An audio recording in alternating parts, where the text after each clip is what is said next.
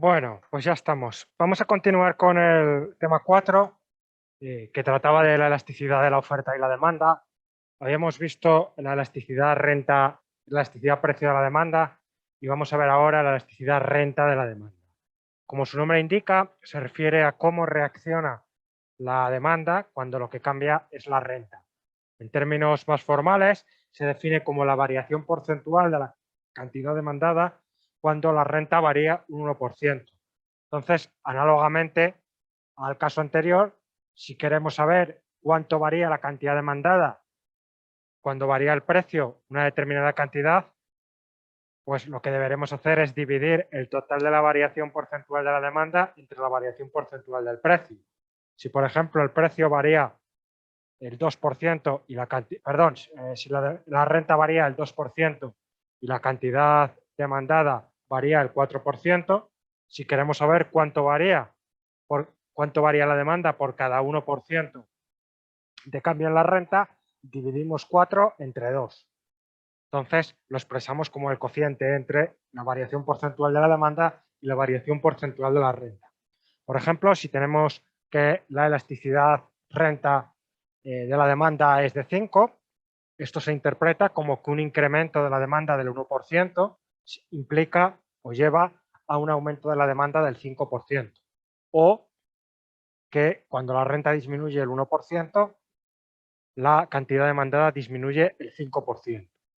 Si por el contrario la elasticidad renta es negativa, por ejemplo menos 5, pues interpretamos que el incremento de la renta del 1% genera una reducción de la demanda del 1% o que una reducción de la renta del 1% genera un incremento de la demanda del 5%. Es decir, se desprende más o menos de la propia definición. La elasticidad renta de la demanda nos permite clasificar bienes según cuál sea el signo y la magnitud de esta elasticidad. En primer lugar, lo que tenemos son bienes normales y después tenemos bienes inferiores. Los bienes normales, que va a ser, como su nombre indica, el caso más habitual que encontremos, van a ser aquellos en los que la elasticidad renta de la demanda es positiva. Al incrementarse la demanda, al incrementarse la renta, se va a incrementar la demanda. Entonces, la elasticidad renta va a ser positiva. Si se incrementa la renta, positivo, se incrementa la demanda. Positivo entre positivo, positivo. Si baja la renta, baja la demanda. Negativo entre negativo, positivo. No hace falta que nos lo aprendamos de memoria, sino que simplemente razonando se sabe. Entre los bienes normales podemos distinguir entre bienes de primera necesidad y bienes de lujo. Los bienes de primera necesidad tienen una elasticidad renta comprendida entre 0 o 1. Es decir, cuando la renta se incrementa al 1%, la demanda se incrementa, pero menos del 1%. Es decir, cuando hay un cambio en la renta, crece la demanda, pero la demanda crece menos que proporcionalmente. Si la renta se hace el doble, la cantidad demandada va a crecer, pero menos del doble. Eso es lo que pasa típicamente con los bienes de primera necesidad. Bienes de lujo van a ser aquellos en los cuales la elasticidad renta de la demanda es superior a 1. Es decir, cuando se incrementa la renta al 1%, la cantidad demandada se incrementa más del 1%. Si la renta se hace el doble, la cantidad demandada se hace más del doble. Eso es lo que pasaría con los bienes de lujo. Después tenemos que si los bienes son inferiores, son aquellos en los cuales la elasticidad renta de la demanda es negativa. Al incrementarse la renta, la cantidad demandada se va a reducir. Normalmente ocurre porque son bienes que tienen una calidad baja y que el consumidor pues los consume porque no tiene otra alternativa, porque es pobre. Por ejemplo, coches usados, pescado congelado, etc. Podemos discutir si un bien es inferior o normal, pero nosotros no vamos a poder decidirlo. Para una persona puede que sea inferior, para otro normal. Lo que necesitamos es un estudio empírico que nos indique si un bien es inferior o normal dependiendo de su elasticidad, o sea de lujo o de primera necesidad. Por ejemplo, ir a ver partidos del Atlético de Madrid no es un bien inferior, aunque joder, vi el partido el otro día del Barcelona, insoportable el partido. Yo no soy de ninguno de los equipos, pero jugar al Atlético de Madrid es una tortura. Supongamos que es un bien de primera, y supongamos que es un bien normal, pero ¿es un bien de primera necesidad o es un bien de lujo? Pues yo no lo sé. Porque para alguna gente pues puede ser ciertamente tener algunos componentes casi de primera, tener algún componente casi de primera necesidad.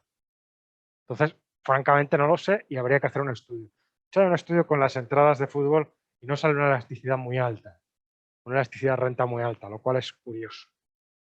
Pero bueno. Una cosa interesante sobre los bienes inferiores, que son aquellos que cuando aumenta la renta disminuye la demanda, es que, si os acordáis, ayer habíamos hablado de bienes Giffen. ¿Os acordáis lo que era un bien Giffen?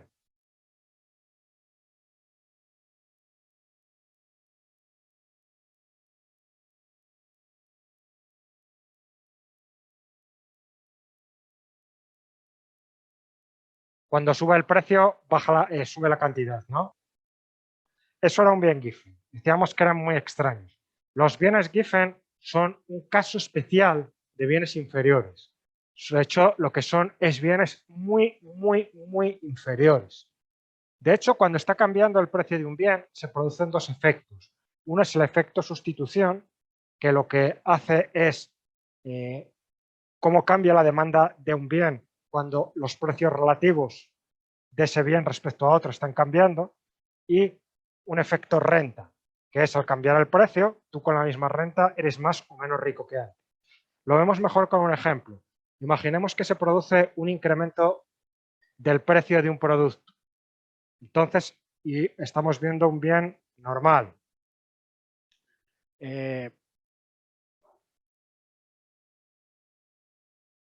Se produce el incremento de precio de un producto y hay dos efectos. Al incrementarse el precio de ese producto, hay otros productos que se hacen relativamente más baratos. Y esa es una razón por la cual, incluso si yo tuviera si yo fuera igual de rico que antes, compraría menos del producto cuyo precio está subiendo. Pero hay un segundo efecto, y es, si yo mantengo mi renta y sube el precio de un bien, yo puedo comprar menos bienes que antes, con lo cual soy más pobre. Eso se le llama efecto renta. En el caso de un bien normal, cuando sube el precio de un bien normal, se producen los dos efectos y los dos van en el mismo sentido. El bien se hace más caro en relación a otros bienes, compro menos de este bien y más de otros, y yo soy más pobre porque el precio de un bien ha subido y yo tengo la misma renta, con lo cual mi renta en términos reales ha bajado y compro menos de ese bien y de otros bienes porque también soy más pobre. Con lo cual, en un bien normal, la subida del precio tiene un doble efecto reductor de la demanda. Efecto sustitución y efecto renta. Si lo buscáis en cualquier libro, viene, pero no quiero complejizarlo y solo voy a contar de palabra para que entendáis los bienes Giffen mejor. ¿Qué ocurre en un bien inferior? En un bien inferior, cuando sube el precio, se producen dos efectos. Un efecto que es, el bien se hace relativamente más caro, por lo tanto, compro menos de ese bien y más de otros. Y además, al subir el precio del bien y yo mantener mi misma renta en términos monetarios, ahora soy más pobre. Y entonces lo que haré es compro más bienes inferiores, compro más de ese bien y compro más de los bienes normales. Con lo cual, en el caso del bien inferior, el efecto sustitución y el efecto renta van en sentido contrario. Al subir el precio, compro menos del bien, pero al yo ser más pobre y mi renta real esté bajando, compraría más de ese bien. Normalmente, para casi todos los bienes, el efecto sustitución excede al efecto renta y es el que prevalece. Si sube el precio de un bien, aunque el bien sea inferior, voy a acabar comprando menos de ese bien. El bien Giffen es un caso específico en el que es muy, muy, muy inferior. China sube en áreas rurales, sube el precio del arroz. Entonces hay un efecto que es, al subir el precio del arroz, la gente compraría más de otras cosas. Pero la renta del tipo ahora es más pobre, tiene que pagar igualmente la calefacción, etcétera. Le quedaría, entonces, el único bien realmente que puede permitirse cuando es más pobre es el arroz. Entonces, aumenta su demanda de arroz. Y en algunos casos muy específicos, como el arroz en China se comprobó, o las patatas en Irlanda, ese segundo efecto es más fuerte que el primero. Entonces, simplemente para que recordéis que el bien Giffen es un caso especial de bien inferior extraordinariamente inferior. ¿Se ha seguido más o menos el razonamiento que he hecho? Vale. Bueno, al igual que en el caso anterior, lo que hacemos ahora es desarrollamos la definición. Decíamos que la elasticidad renta era la variación porcentual de la cantidad demandada por un 1% de variación de la renta, es decir, el cociente entre la variación porcentual de la cantidad demandada y la variación de la renta. La variación porcentual de la cantidad demandada es la variación de la cantidad demandada dividido la demanda. La variación porcentual de la renta es la variación en unidades monetarias de la renta dividido la renta. Con los productos cruzados, este cociente nos queda así. Variación de la demanda dividido variación de la renta y renta dividido cantidad demandada. Tenemos el mismo problema que antes. Si estamos moviéndonos en un universo discreto es que tengo puntos de 1 a 2, etcétera, no puedo estar en el 1,02. Entonces, lo que tiene sentido para que al pasar de un punto 1 a un punto 2 la elasticidad sea la misma que al pasar de un punto 2 del punto 2 al punto 1 es que en la renta y en la demanda no utilice la renta o la demanda inicial o la final, sino que la que utilizo es la media. Entonces, simplemente lo que hago aquí es utilizo en vez de la renta media, en vez de la demanda media. Esto es la variación de la demanda en 2 menos demanda en 1. Esto es la variación de la renta en 2 menos renta en 1. Es análogo, se desprende de la definición. Si alguien no se acuerda exactamente de cuál es la expresión, no debería tener ningún problema para llegar a ella, porque simplemente tiene que saber que es variación porcentual de la demanda dividido variación porcentual de la renta. Y todo el mundo sabe calcular la variación porcentual de algo, o debería. Si Messi un año mete 20 goles y al año siguiente mete 10 goles, pues la variación porcentual de eso, si tomáramos el primer periodo como si tomáramos el primer periodo como el inicial, pues sería menos 50%. Si tomáramos la media, pues sería menos 10 dividido 15, menos 66%. Esto no tiene ningún problema, es como en las rebajas. Es exactamente la misma expresión.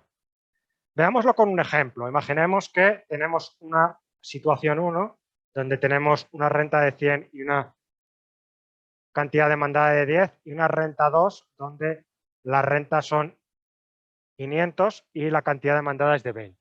Simplemente viendo esto ya deberíamos saber qué es lo que está pasando con el bien y qué tipo de bien es, aunque no sepamos la elasticidad exacta. Está pasando que la renta se multiplica por ¿cuánto?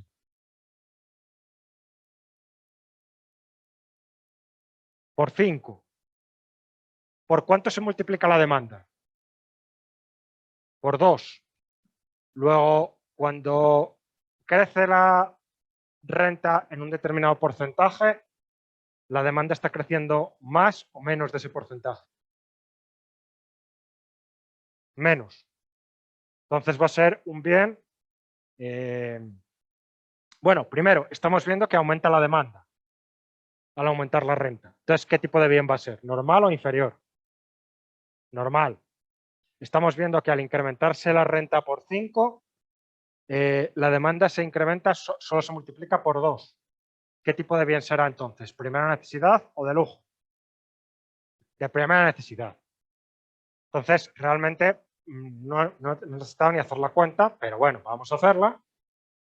La expresión es reducción, perdón, cambio en la demanda dividido cambio en la renta, renta media dividido cantidad media. 20 menos 10, 500 menos 100, 100 más 500 dividido 2, que es la renta media, 10 más 20 dividido 2, que es la demanda media. Esto nos da 0,5. Ese 0,5 es mayor que 0, luego se trata de un bien normal y es menor que 1, con lo cual es un bien de primera necesidad. La interpretación sería que un incremento de la demanda del 1% hace que un incremento de la renta del 1% hace que la demanda se incremente el 0,5%. Es decir, menos que proporcionalmente. ¿De acuerdo? ¿Todo el mundo lo sigue?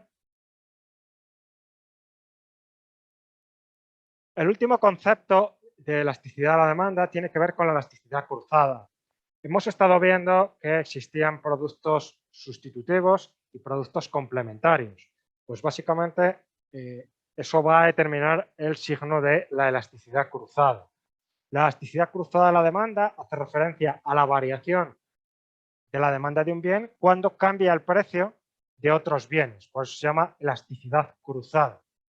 Teníamos elasticidad precio, cómo cambia la demanda de un bien cuando cambia su precio, elasticidad renta, cómo cambia la demanda de un bien cuando cambia la renta, elasticidad cruzada de la demanda, cómo cambia la demanda de un bien cuando cambia el precio de otro bien. Por ejemplo, es interesante saber cuál es la elasticidad cruzada de la demanda de coches respecto al precio de la gasolina.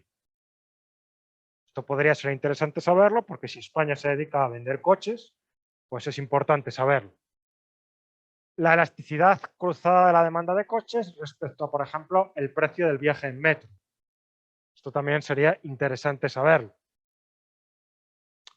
Por ejemplo, tú quieres hacer una política para saber si bajando o abaratando el precio del transporte público, eso puede hacer que se demanden menos coches y que haya menos contaminación. Pues esto te daría información útil sobre ello. Y por último, la elasticidad cruzada de la demanda de coches respecto al precio del chocolate de comer, se supone.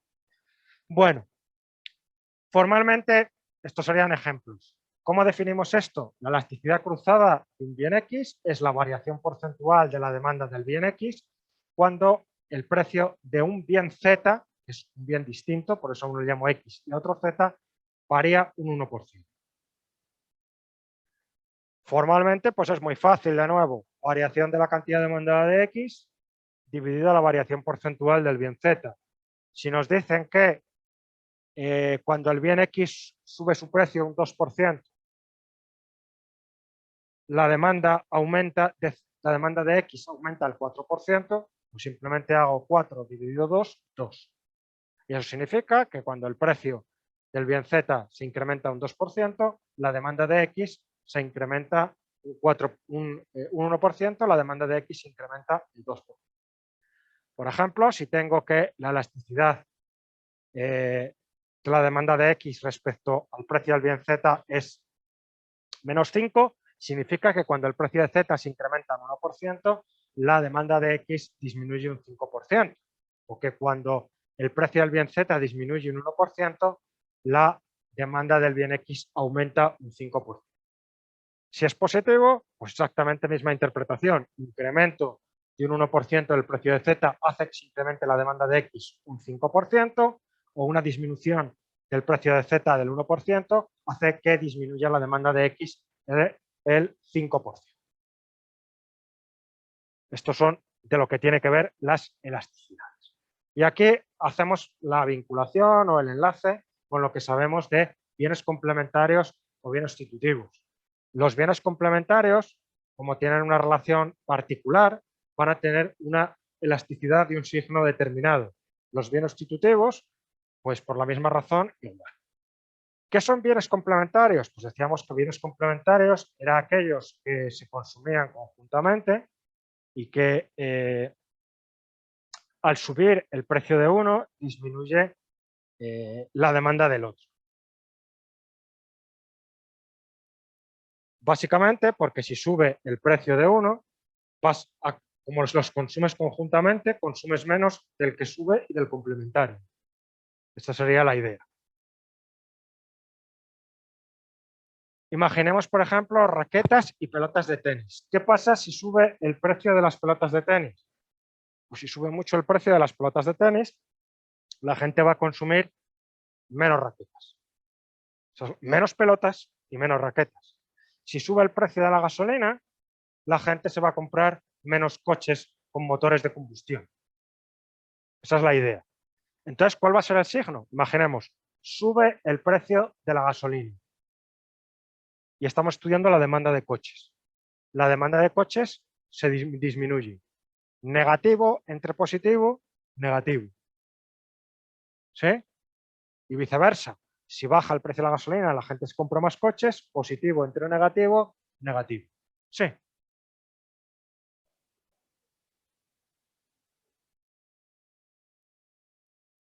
En realidad esto es empírico.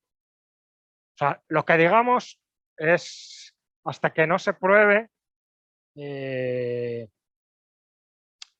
hasta que no se pruebe empíricamente, solo podemos especular con ello. Pero en principio lo que debería ocurrir, si subes el precio de la gasolina o subes mucho los impuestos al diésel, por ejemplo, ahora, que suben sustancialmente y eso no, y eso es para quedarse, eso va a disminuir posiblemente la demanda de motores la demanda de coches diésel. Pero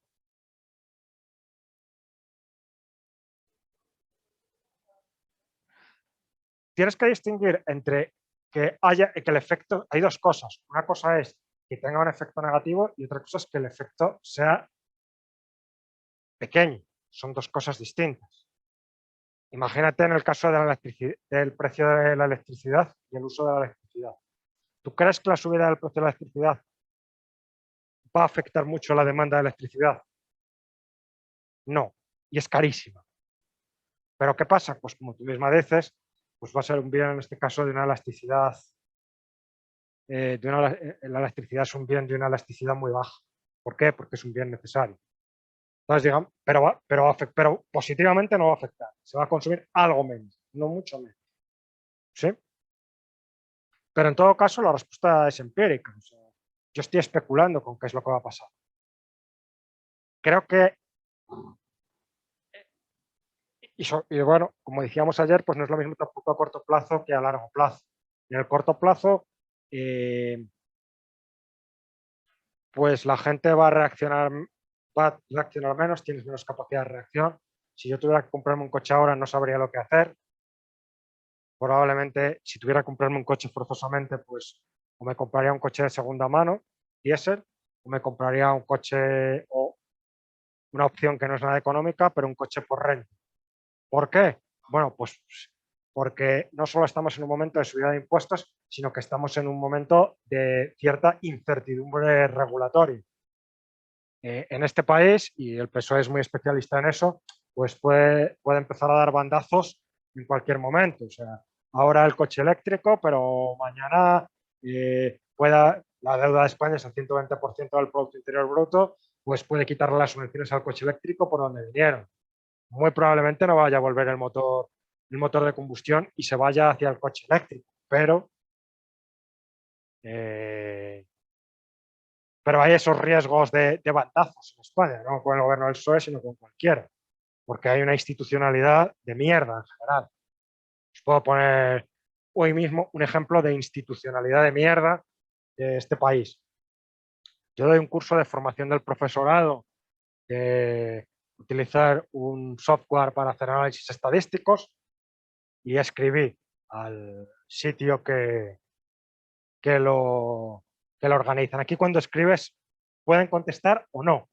De hecho, hay un sitio que les pedí un papel el 1 de septiembre y cada semana vuelvo a mandar el mismo email pidiéndoles el papel. Da igual. No sé qué tengo que hacer, ir allí y pegarles o algo, no lo sé.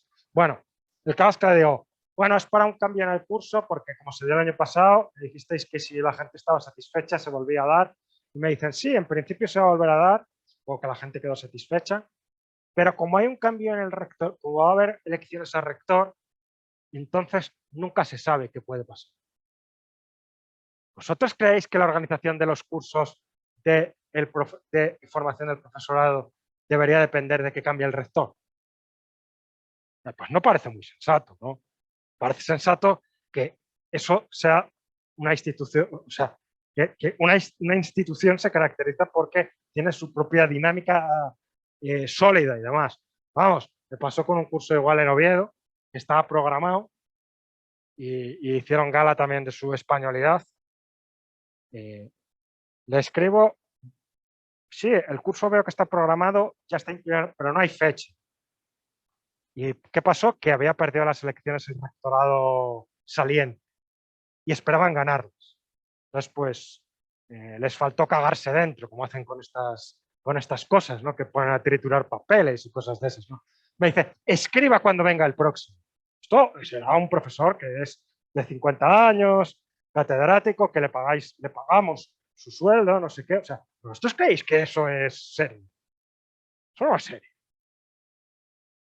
Vuelvo a escribir al mes. ¿Ha habido ya nuevo nombramiento? No, todavía no ha habido.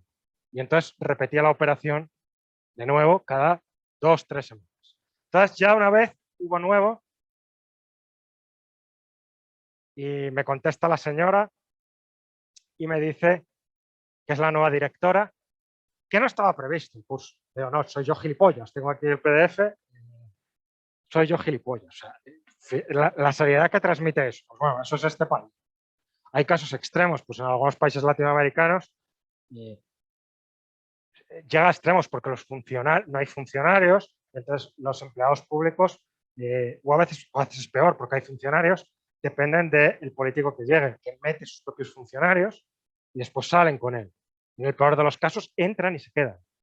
Entonces, bueno, pues es bananero, es la definición de república bananera, ¿no? Entonces, por eso digo, pues esto del coche eléctrico, pues no sabes si es verdad, si es parte del programa electoral o qué coño es. Puede ser como lo de las renovables. Qué buenas son las renovables. Llegó la crisis, todas las subvenciones de las renovables fueron. Y España está de hecho, el gobierno de España ha denunciado en tribunales internacionales que al parecer pierde todo.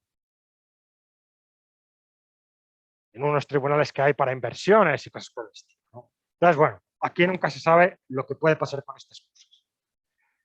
Bueno, ¿alguna duda más?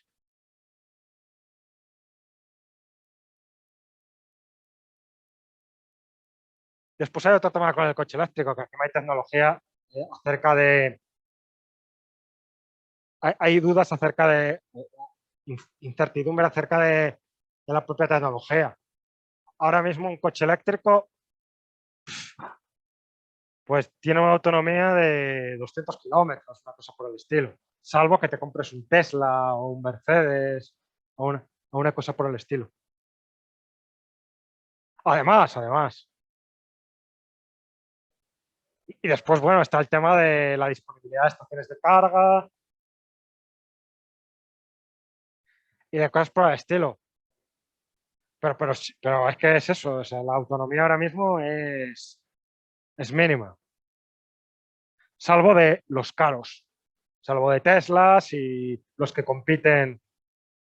Claro, los que compiten, lo que pasa es que 700 tiene mi 10.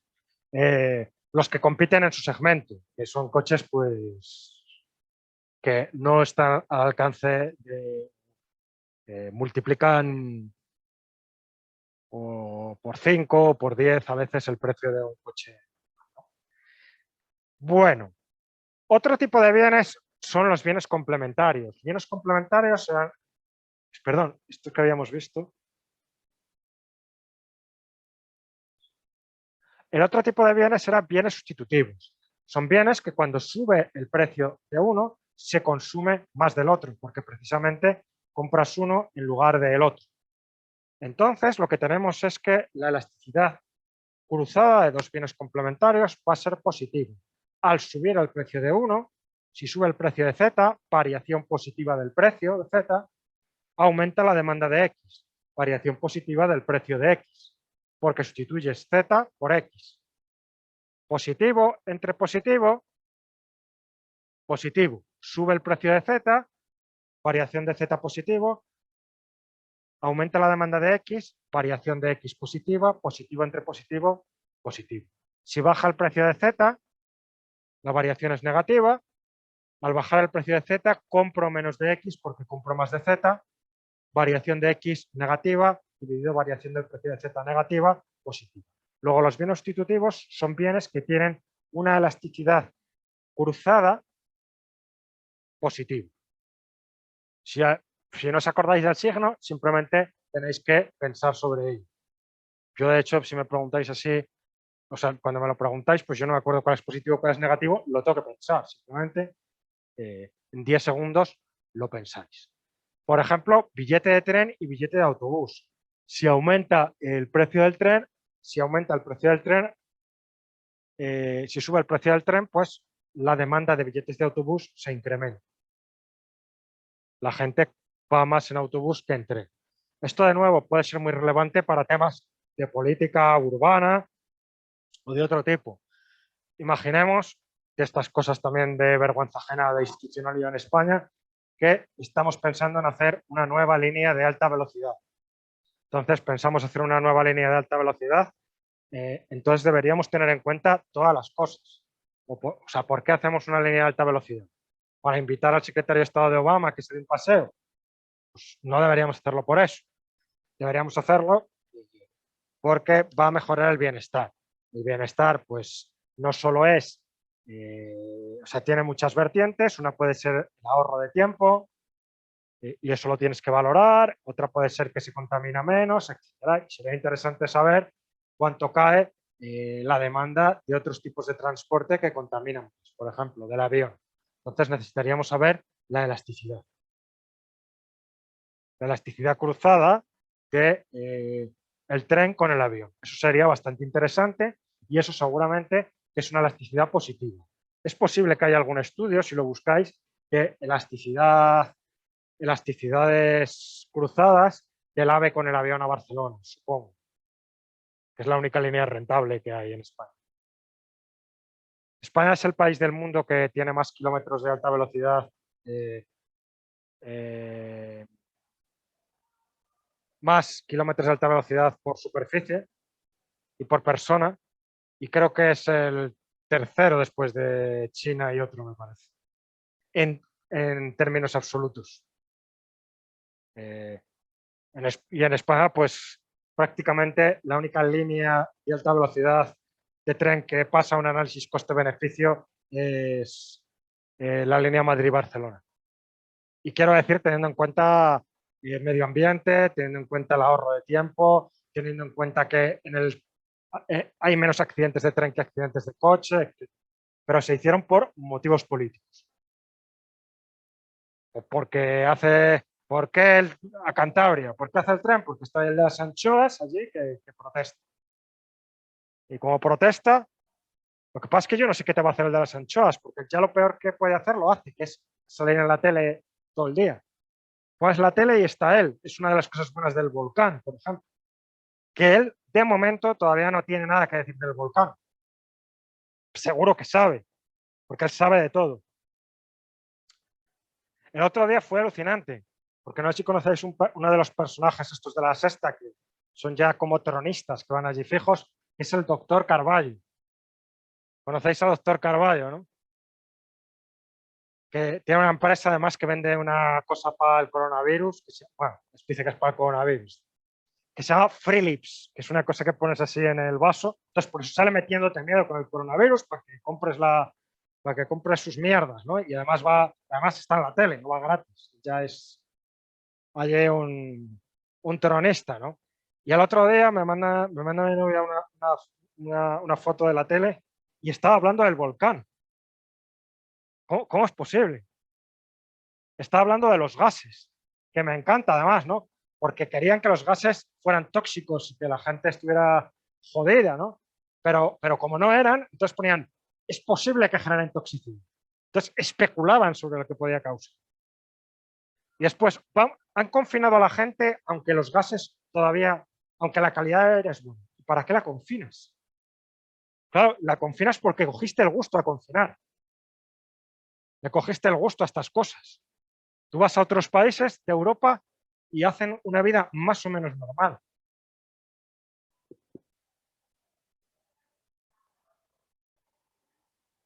Bueno, bienes independientes. Bienes independientes son aquellos que cubren necesidades muy distintas. Entonces, si sube el precio de uno, no afecta a la demanda del otro. ¿Os imagináis, por ejemplo, agua y esquíes? Sube el precio del agua, pues eso no afecta a la demanda de esquíes. Entonces, la elasticidad cruzada es cero. Cambia el precio del bien, la demanda de X no cambia, cero entre algo es cero. ¿Cómo calculamos elasticidad cruzada? Muy fácil. Simplemente, de nuevo, aplicamos la definición. Variación porcentual de la demanda de X dividido la variación porcentual en el precio de Z. La variación porcentual de la demanda es el cambio en términos absolutos en la demanda, cambio en unidades en demanda de X, dividido la demanda de X. La variación porcentual del precio de Z es el cambio en el precio de Z en unidades monetarias, dividido el precio de Z. Necesitamos el precio y la cantidad para evitar que al pasar del punto 1 al punto 2 la elasticidad sea distinta que al pasar del punto 2 al punto 1, utilizamos elasticidad arco, el método arco. Entonces, en vez de utilizar el precio 1 o el precio 2, utilizamos el precio medio. En vez de utilizar la demanda en 1 o la demanda de 2, utilizamos la demanda media. ¿De acuerdo? Entonces, simplemente lo que vamos a tener que es aplicar. ¿Dudas, preguntas, comentarios?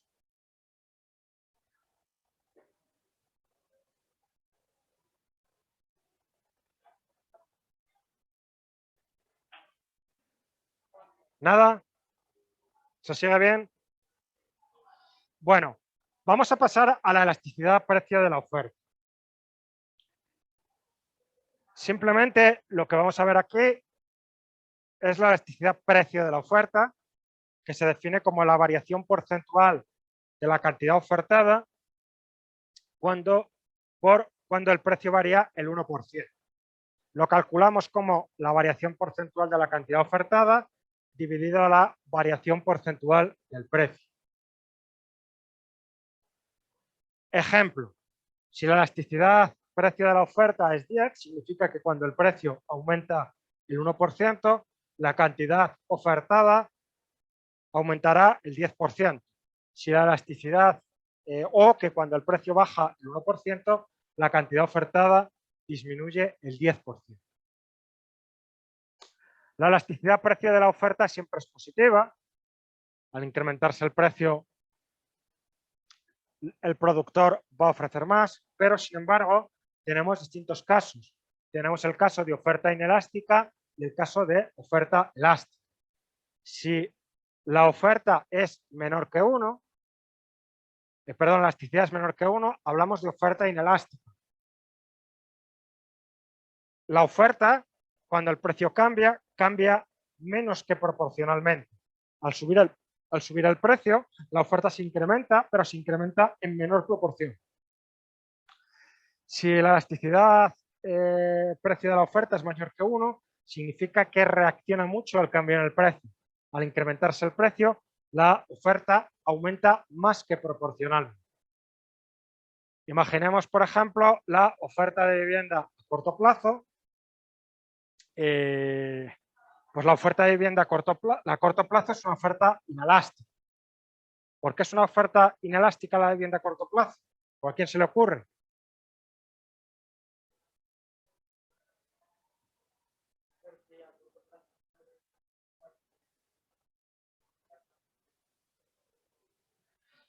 Claro, hacer una vivienda no la haces de hoy para mañana.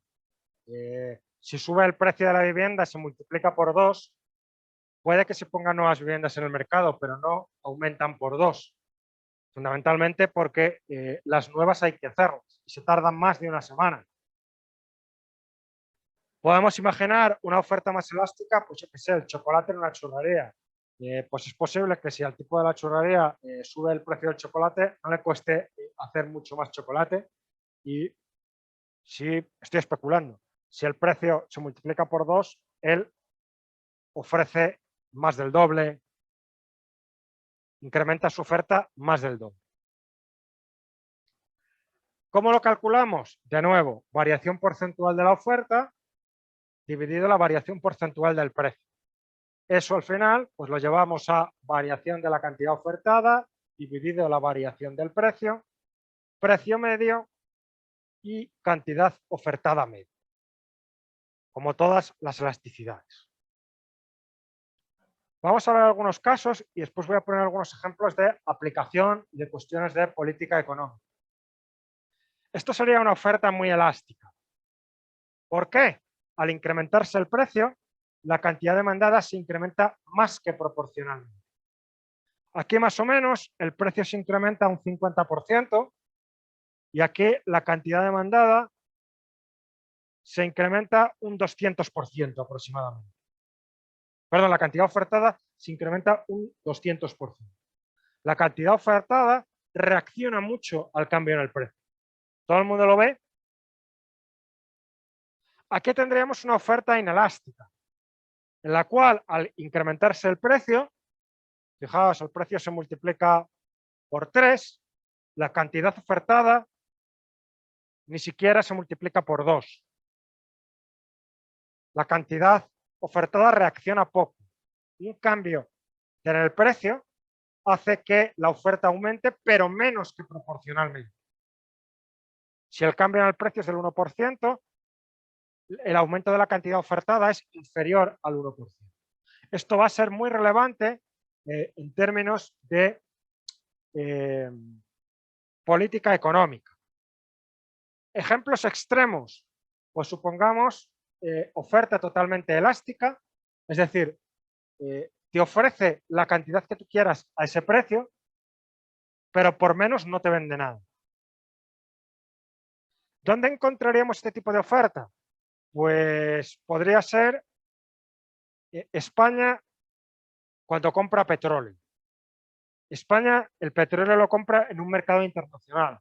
El petróleo es un bien también más o menos homogéneo. Entonces hay unos precios del barril de petróleo. Y para España esos precios están dados. Y España, aunque España quiera comprar más o quiera comprar menos, lo que se encuentra es eso.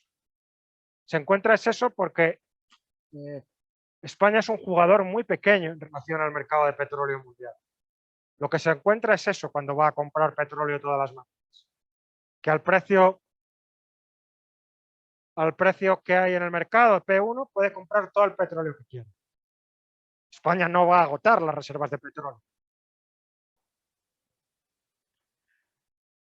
También puede ser la oferta a la que nos enfrentamos nosotros cuando vamos a tomar un café.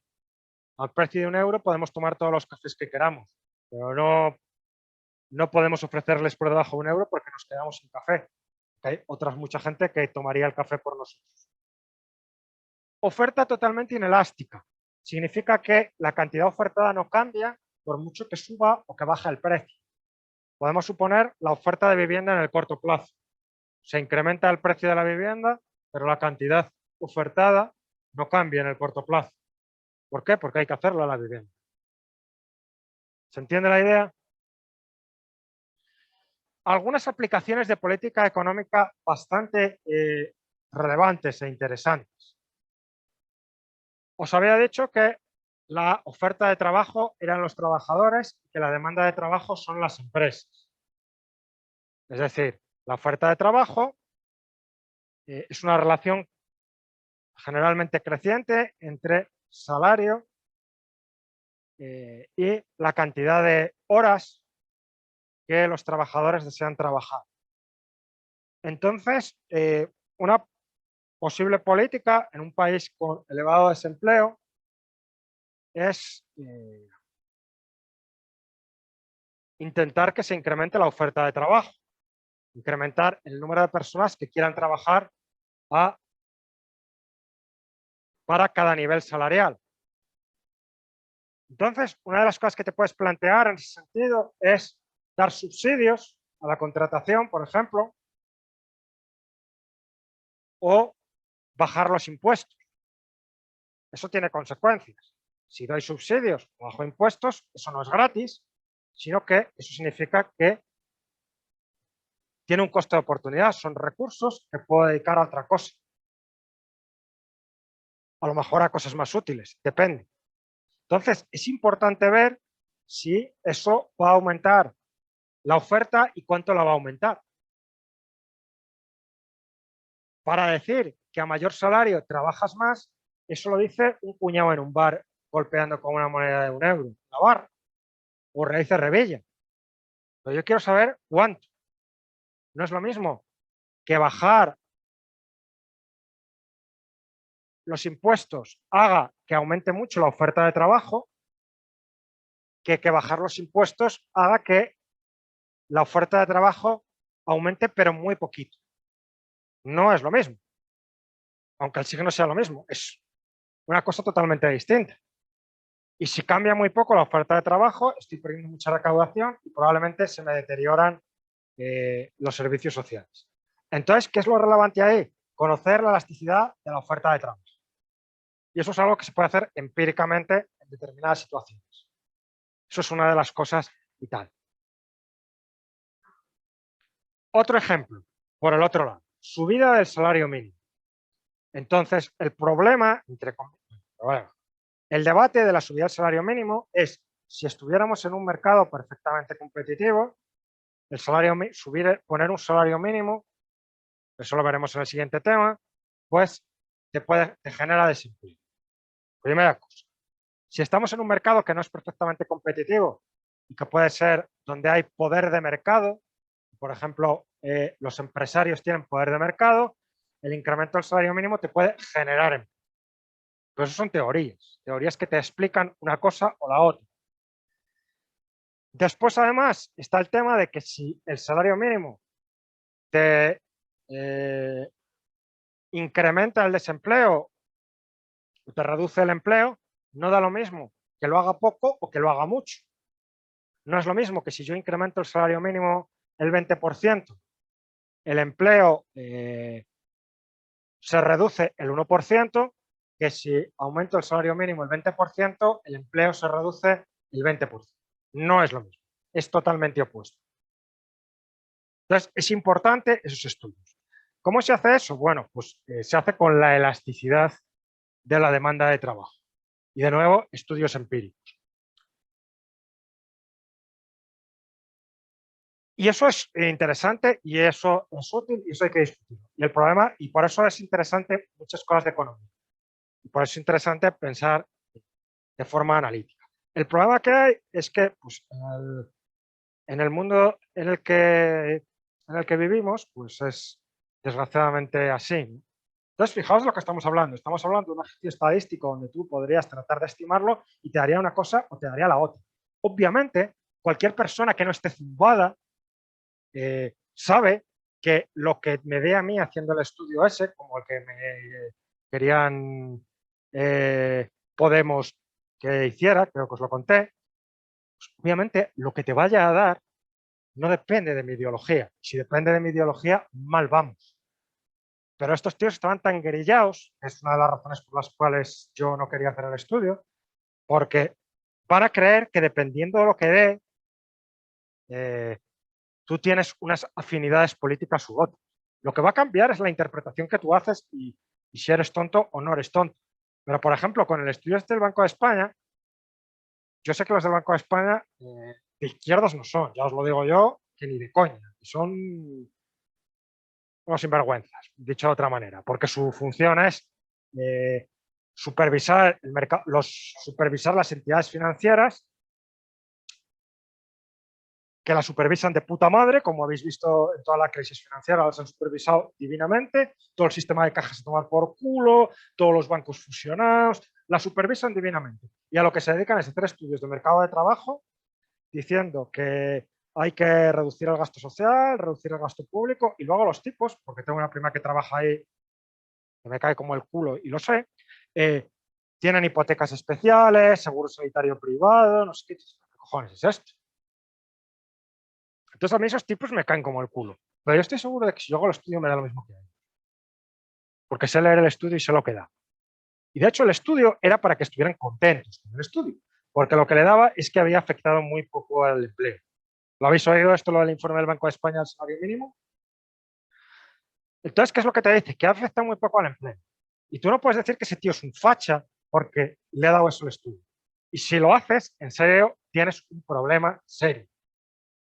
Tienes un problema serio eh, si eso lo haces. Y ya te digo, debería uno estar contentos por eso. Porque lo primero que uno debe decir es, bueno, primero lo que te debería preocupar es el bienestar de los trabajadores, no te debería preocupar el instrumento que uses, si es el salario mínimo o si es otro. Pero esto lo que te dice es subir el salario mínimo, que el salario mínimo no lo subes para crear empleo, lo subes normalmente por motivos de equidad, por tratar de beneficiar a los trabajadores que tienen salarios más bajos, y el efecto que ha tenido sobre el empleo ha sido muy pequeño. Eso es algo, eh, eso es algo pues genial y que debería haber agradado en general, a los de Podemos, ¿no? Bueno, salió Rafa Mayoral en el Congreso diciendo que había que correr a gorrazos a los del Banco de España. Yo sí creo que en general habría que correrles a gorrazos, pero no por el estudio del salario mínimo. Entonces, es eso. O sea, el dato que me dé la elasticidad, tú no puedes decir que si la elasticidad te da más que uno, te da menos que uno, el tipo es un facha, o que si le da otra cosa, el tipo es un rojo. Eso no lo puedes hacer. Ahora, después tú lo que tienes que hacer es interpretaciones con eso.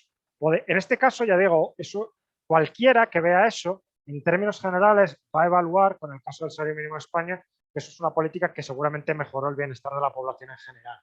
¿Qué hubiera pasado si el incremento del salario mínimo genera más destrucción de empleo? Pues que entonces ya es más complicado de evaluar y probablemente sí que entramos en un terreno donde necesitamos usar más juicios de valor. Imaginemos que subir el salario mínimo ha sido el 20% y yo no sé cuánto ha disminuido el empleo, pero muy poco, o sea, no sé si menos del 1%. Pues imaginemos que subir el salario mínimo el 20% disminuyó el empleo el 5%. Pues entonces dices, cáspita, por no decir otra cosa.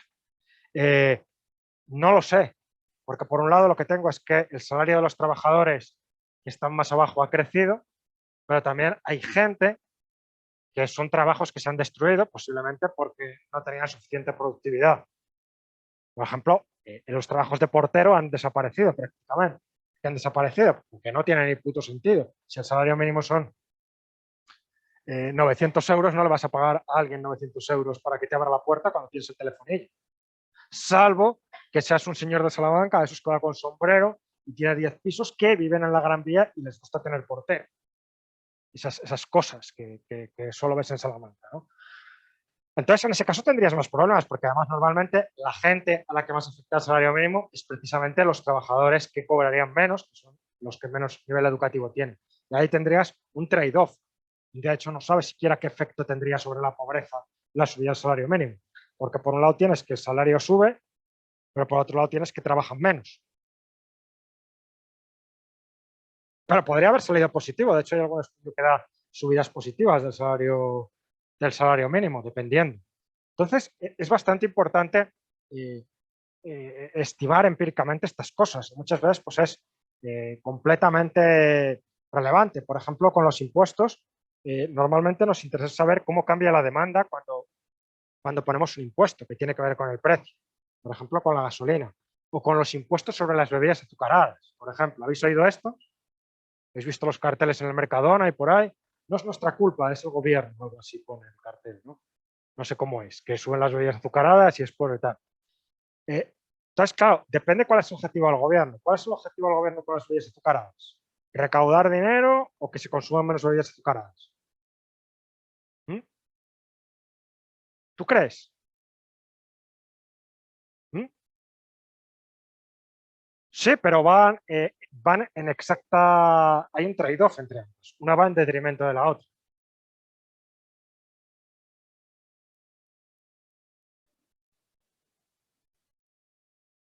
Sí, sí, claro. Vamos a suponer que alguien es ministro de consumo. Iba a hacer algún chiste. Pero, en fin. Suponed que sois un ministro de consumo, pero en vez de como Alberto Garzón, uno con competencias. Entonces, suponed que ponéis el impuesto sobre el azúcar y que tu objetivo es que se beban menos bebidas azucaradas, porque es un problema, porque tienen un montón de mierda, no sé qué, no sé qué. ¿Cómo te gustaría que fuese la elasticidad de la demanda de bebidas azucaradas? ¿Grande o pequeña? ¿Por qué?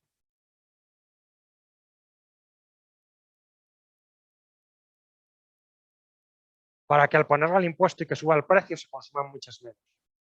Eso es lo que me gustaría saber. Y si lo que quisiera recaudar, ¿qué preferiría?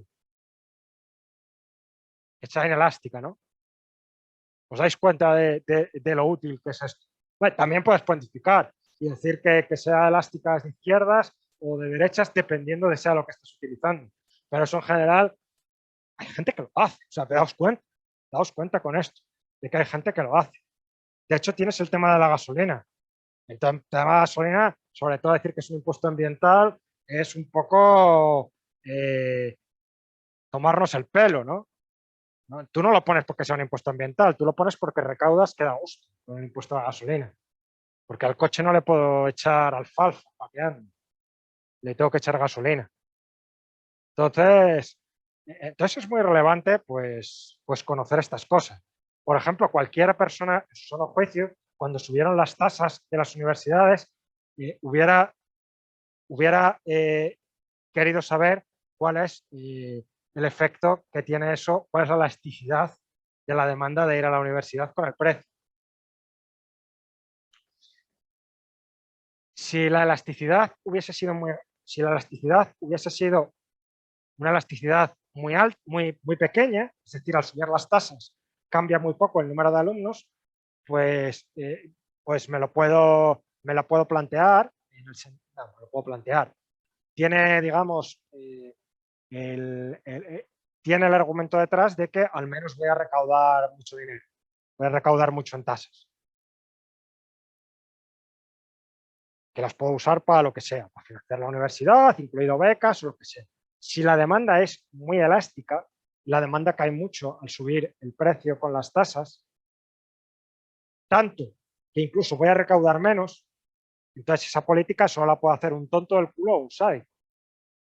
¿Os dais cuenta? Pero ¿para qué van a mirar estas cosas? Entendedme. Entonces, estas cosas muchas veces son bastante útiles. Voy a mostraros, antes de pasar a la última parte, he compilado aquí unos datos de los distintos libros con elasticidades para que le echéis un vistazo. Ya no sé ni de cuándo vienen, ni de dónde salen unos, ni de dónde salen otros, porque los he sacado de distintos libros, sobre todo el libro de Blanco, que es el que tenía algún estudio para España. Fijaos la elasticidad precio. Menos 0,6, ¿qué significa? Que si sube el precio el 10%, la demanda de electricidad crece, disminuye el 6%. A mí me parece, es inelástica, pero yo hubiera pensado que es todavía más baja. Esto es la elasticidad renta. Fijaos, está entre 0,14 o 0,55 dependiendo del estudio, y lo que te dice es que cuando la renta crece el 1%, el consumo de electricidad crece, pero menos del 1%. Tiene cierto sentido. Si tu renta se hace el doble, no consumes el doble de electricidad. Tabaco. Fijaos, una elasticidad precio menor que 1. Esto quiere decir que cuando sube el precio, la demanda cae, pero menos que proporcionalmente. Si el precio se hace el doble, la cantidad demandada cae, pero menos. No cae a la mitad, cae menos de eso. Elasticidad renta es positiva y es menor que 1. Luego, desde ese punto de vista, es bien de primera necesidad. Si la renta se hace el doble, el tipo no suma el doble. ¿Se ve? ¿Se entiende esto? Esto es lo más importante casi del tema, es saber qué significa esto en la realidad. Autobuses urbanos en Valencia. No me preguntéis, debe ser de la Universidad de Valencia. ¿Lo ve?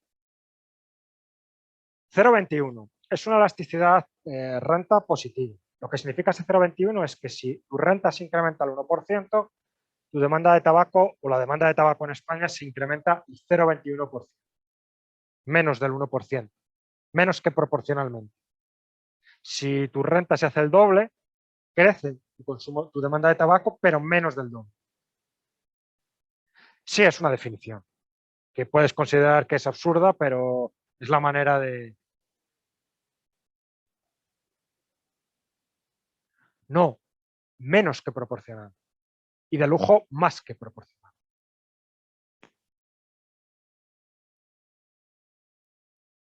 Autobuses urbanos, menos 0,41. Es una demanda inelástica también. Claro, bueno, la gente tiene que coger el autobús. Este sí que me llamó la atención, es decir, entradas de fútbol de la Liga Española. Y es inelástico. Claro, la gente, el fútbol, pues es al fin y al cabo una cosa que tampoco es muy racional. Entonces, claro, tampoco tiene sustituto. Sí, sube el precio de ir a ver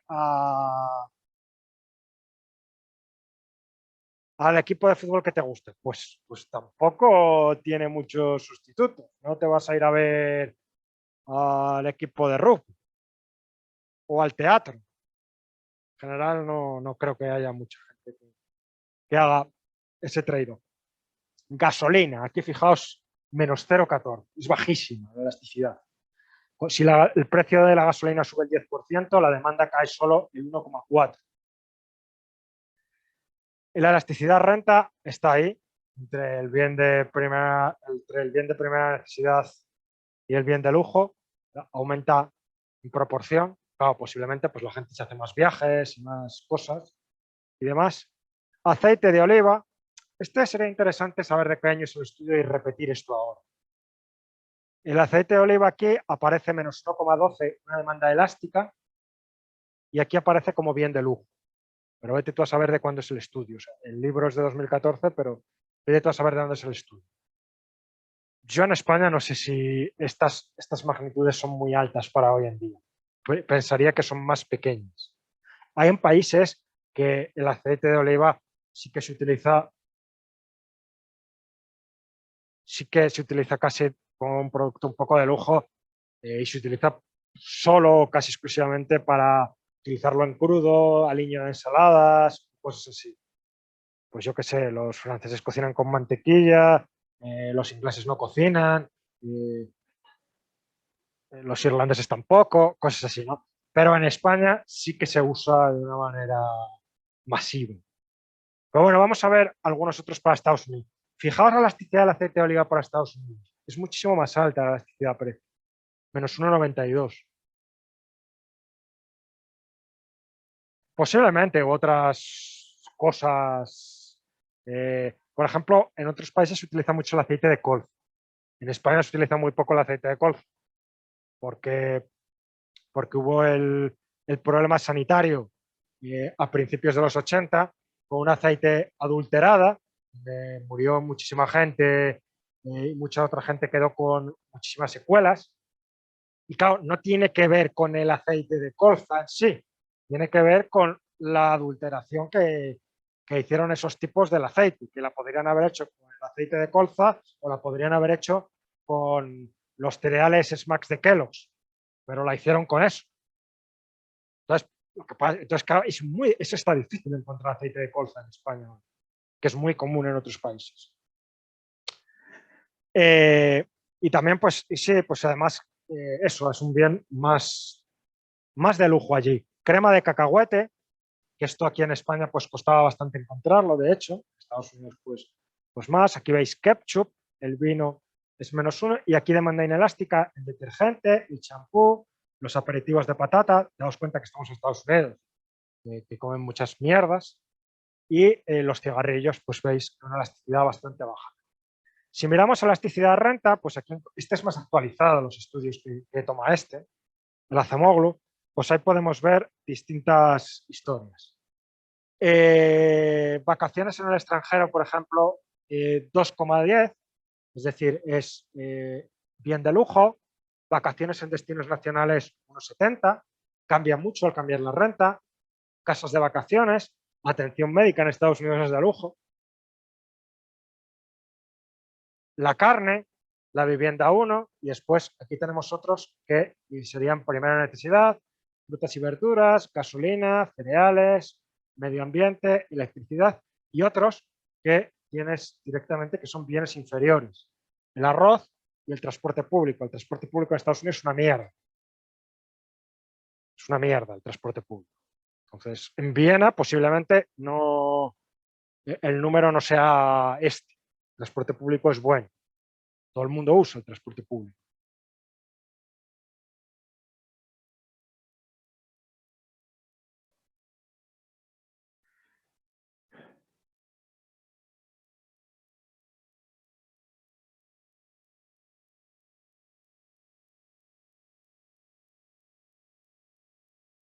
Bueno, es que no sé siquiera si la podrías calcular, cómo sería, porque sería una cosa hipotética. Pero la elasticidad renta de la atención médica en el sector privado, estoy seguro que tiene una elasticidad renta altísima.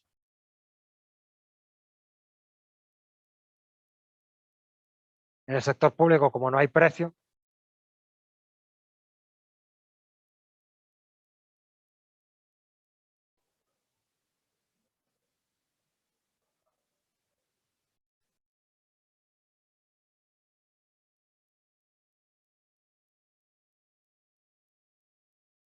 que se puede hacer un estudio, dices.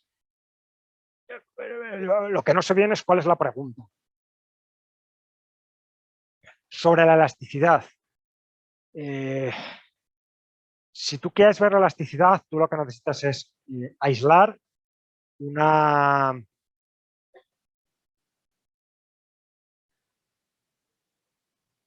una variación del precio que sea exógena.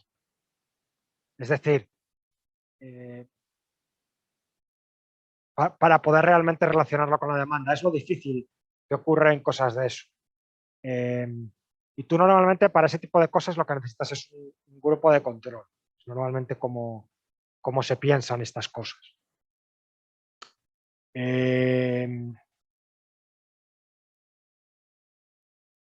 Para que te hagas una idea, la situación experimental ideal, tú lo que tienes que buscar es siempre situaciones que sean reales y que te permitan aproximarte al experimento, pues serían del tipo siguiente. Esto sería el experimento. Tomas una población, una muestra, por ejemplo, la clase, todos tenéis un seguro privado y a la mitad aleatoriamente elegidos le subimos la prima de seguro el 10%. Entonces vemos qué pasa con esa demanda y vemos lo que pasa con la otra demanda, porque a lo mejor está creciendo o está cambiando por otros motivos, porque vino buen tiempo, porque vino un tiempo de alergias y como con la vacuna, lo veis. ¿Qué pasa? Que normalmente no experimentamos con la gente así en determinados ámbitos, como la protección sanitaria, aunque los gringos lo han hecho. Hay una compañía, bueno, perdón, hay un conglomerado público que se llama RAND Corporation y hay un famoso experimento que es el experimento RAND. Lo que hicieron es aleatorizar niveles de copago. Bueno, como allí tampoco hay sanidad, pues bueno, a unos le daban sanidad gratis y a otros no, con distintos niveles de copago y a ver qué pasaba. Entonces, tú lo que tendrías, si quieres ver la elasticidad, la demanda de seguros sanitarios en España, tendrías que aislar eso. ¿Cómo se podría? O, por ejemplo, pues imagínate que, yo qué sé, eh,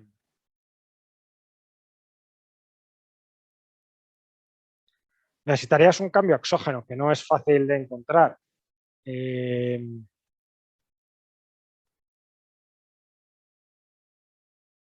podría ocurrir, por ejemplo, si hay una norma o una regulación que entra en vigor y que dice que a las personas mayores de 65 años tienen que bajar la prima de seguro el 10%.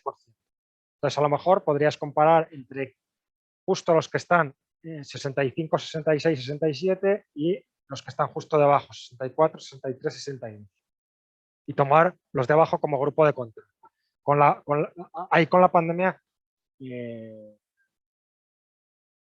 no se me ocurre bien. Lo que ha pasado, e ilustra bastante bien el coste de oportunidad y la necesidad de hacer estudios coste-beneficio con la pandemia, sobre todo en España, que no se piensa en términos, no se piensa, Es que, claro, si tú dedicas todos los recursos que tienes al COVID, eso va a tener unos costes muy fuertes sobre cualquier otra historia, ¿no?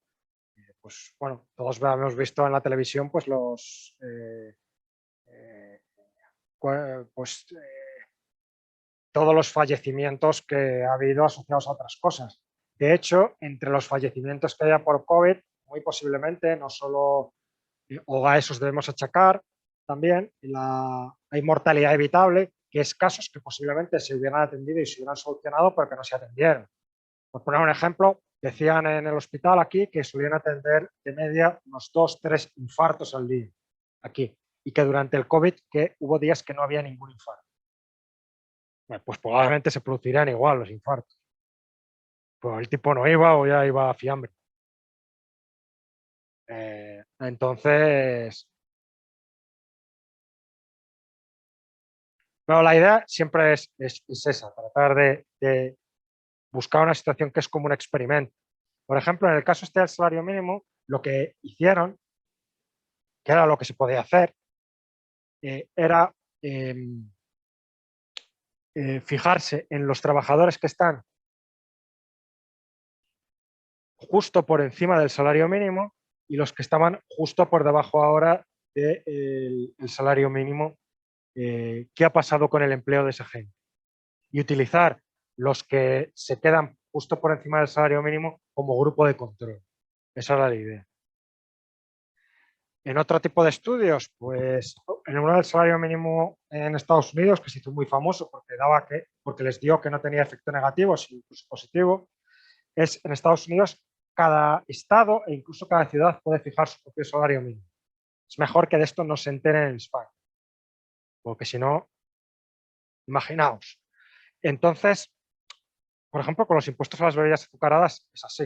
Entonces, cada ciudad, Filadelfia, tenía el impuesto a las bebidas azucaradas. Entonces, había gente que iba a comprarlas a otros sitios y cosas por el estilo. Entonces, lo que hicieron estos tipos es, dos de los estados, había uno que había subido mucho el salario mínimo y en otro no, eran New Jersey y Pensilvania. Y están muy cerca New Jersey y Pensilvania. Entonces, lo que se fijaron es en los establecimientos de comida rápida, que es el típico sitio donde se paga el salario mínimo. Digamos que si hay en un sitio que, como dicen ellos, muere del salario mínimo, es ahí. Si destruye empleo, es ahí. Y entonces, pues lo que hicieron es comparar qué pasaba en los dos sitios, viendo el empleo antes y después en los dos sitios y ver qué ha pasado. Bueno, pues en el sitio que se incrementó el salario mínimo, no evolucionó peor que en el sitio que se incrementó el salario mínimo, no evolucionó peor el empleo que en el sitio en el que no se incrementó. Después, el estudio tiene muchos problemas, pero digamos que es así como se hace. Claro, si tú lo haces bien eso, es que tú no puedes influir en eso ideológicamente. El primer tipo que utiliza esa técnica es un epidemiólogo. Bueno, son los dos casos son bastante interesantes desde el punto de vista científico. Uno es simultáneo, porque como en esa época no había mucha comunicación. Uno es un epidemiólogo que se llama Jon Snow, como el de Juego de Tronos, en Londres, y Londres tenía muchos problemas con el cólera, una enfermedad que sobre todo por beber agua no potable. Entonces cambiaron el suministro de una parte de la ciudad. Entonces el tipo dijo, pues voy a ver cómo ha cambiado el cólera en la parte con suministro, que ha cambiado el suministro y en la parte que no ha cambiado el suministro. Entonces dedujo de ahí que voy a tener un efecto reductor del cólera. El otro es un ginecólogo del Hospital de Viena y al parecer atendían los partos, no sé con qué productos químicos andaban y no sé qué historias, y había bastantes problemas de maternidad infantil, ¿no? De mortalidad materno-infantil. Entonces al tipo se le ocurrió desinfectarlas con no sé qué historias. Entonces lo que dijo, perfecto, pues lo que vamos a hacer es los partos que se hagan en el pabellón 1 hay que desinfectarse antes y en los otros no.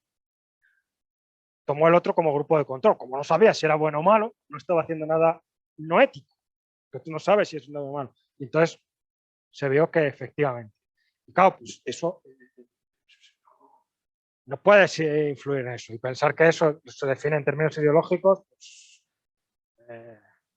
estamos hablando de un ginecólogo, pues no tiene mucho sentido. Bueno, pues lo podemos dejar aquí. ¿Dudas, preguntas, comentarios?